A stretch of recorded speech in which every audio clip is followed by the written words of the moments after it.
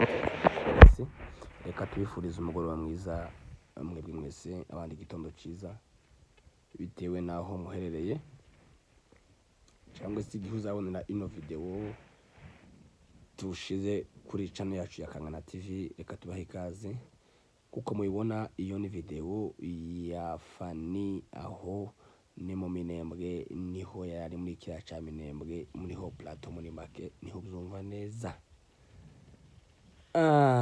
Ngayo nguko Akagara kazamura message buri gitondo ngo Fanny yarafunzwe. Fanny yarafunzwe, Fanny karakubitwa, Fanny yataye abana, yavuze ubusa like that. Uwo ni Fanny twabivuga mukabuzita amatiku, twabivuga ntimukenere ko banko bivugwa. Fanny nakoze video y'ubushize mbabwira ko ari mu Minembwe. Iyo ni yindi.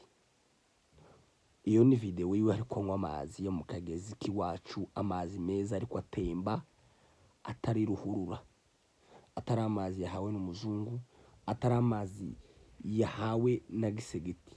Ayo ari amazi yahawe n'amaboko yiwe ndetse na twirwanaho bakorana. Ko murabibona Akagara mufate ino video muyipartage Akagara please, muyihe abanyakagara.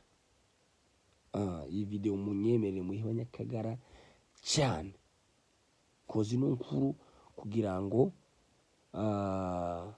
abanyakagara bazamenya ko izo batekereza ari ikinyoma, izo batubwira ko tuba tuzi ko ari ikinyoma. Fanny ari mu Minembwe. Amakuru avugwa neza y'ukuri nuko nyuma yo mu Minembwe afite karakora ibikorwa byiza byo guheza mama ibitenge cyangwa se imyenda cyangwa se ibindi bikorwa akora byo gufasha abantu basenye bava mu buzabo. Uyu Fanny nibyo arimo akora. Fanny nibyo ari gukora. Fanny nibyo arimo arakora. Hanyuma n'Akagara muraryamye ko murarya ifaranga za gisegeti muvuga ngo Fanny arazamutse atabaye bwoko none baramwishe sijui nini na nini. Wandugu Fanny ni muzima, ari mu Minembwe, karakora akazi ndetse araja za Mikenge kaza Minembwe na mu nkengero zaho hose. Karafasha abantu basenyewe byabo byanyazwe n'abariya banyazi, karabaha ngici ikorwa hakora kimutindije hariya cyiza kandi kidasanzwe. Wibuke ko yavuze mbere yo kuzamuka aravuga ngo ngiye kusangira bonane n'ababyeyi, ngiye kubabarana nabo, ngiye kwishimana nabo. Niyo mpamvu Fanny ari mu Minembwe, ni muzima, aragenda arakora akazi katwirwaneho. Ko nagatanga mutari muzi, Fanny ni kazi karakora, ameze neza, umuryango wahuri umeze neza, urarebwa bien. So Akagara rero nimukaza muza kutifatira ngo mutubeshe hano, mutubwira ubusa ibintu bidafatika, mureka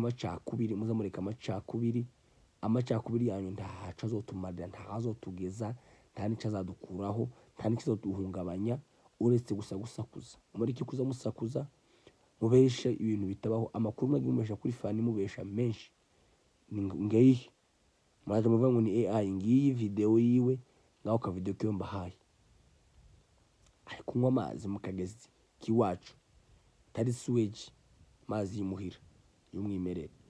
Nguko bakunze banje uko bimeze. Ayo niyo makuru ya Fanny, ameze neza mu zukuri. Njewe twavuganye n'umuntu sabona nambwira ko batandukanye na Fanny agiye mu gikorwa. Kuko n'ukuri twavuganye saa 8 z'ejo ku Cyumweru, ambwira ko batandukanye na Fanny ari mu gikorwa cyo gukora izo maze kubabwira aho hepfo.